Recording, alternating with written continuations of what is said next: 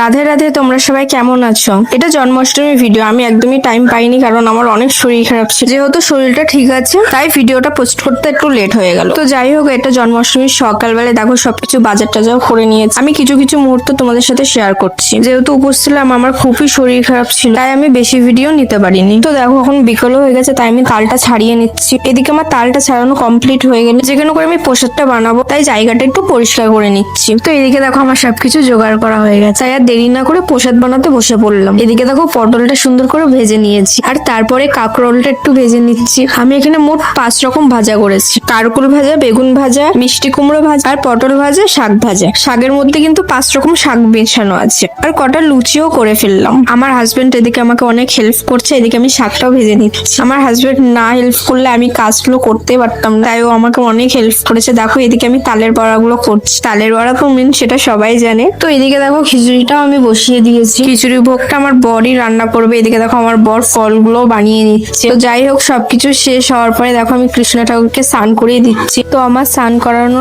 শেষ হয়ে গেছে। এখন আমি আমার কৃষ্ণকে সুন্দর করে সাজিয়ে দেব। আর আমি যে জামাটা কৃষ্ণ ঠাকুরকে পরিয়ে দিচ্ছি, এটা আমি নিজের হাতেই বানিয়েছি। জামাটা কিরকম হয়েছে প্লিজ কমেন্ট করো। দেখো সুন্দর একটা মালাও পরিয়ে দিলাম। মালা পরানোর শেষে দেখো কত সুন্দর লাগছে। আমি ফুলটাও ছিটিয়ে দিই। এখন আমার প্রভুর জন্য আমি খাবার রেডি করব। দেখো এখানে খিচুড়ি দিয়ে আর পটল ভাজা, যা যা ভাজা করেছিলাম সবকিছুই দিয়ে দিচ্ছি। তো এখানে কৃষ্ণ ঠাকুরের জন্য মিষ্টিও নিয়ে আসা হয়েছে। 5 রকমের মিষ্টি, সেটাই আমি দিয়ে দিই সুন্দর করে সাজিয়ে। আর এদিকে যে 5 রকম ফলগুলো বানিয়েছিলাম সেগুলোও দিয়ে। এখন সব প্রসাদের উপর আমি তুলসীর পাতা দিয়ে দিলাম। দেখো আমার প্রভুকে আমি খাইয়ে দিচ্ছি নিজের হাতে। যাই হোক, এতটুকুই ব্লগটা ছিল। ব্লগটা তোমাদের কেমন লেগেছে প্লিজ, আমার কৃষ্ণ ঠাকুরকে কিরকম লাগলো তোমাদের প্লিজ কমেন্ট। অনেক সুন্দর করে প্রসাদগুলো সাজিয়ে দিয়ে। তো রাধে রাধে, বাই। নেক্সট ব্লগে দেখা হচ্ছে।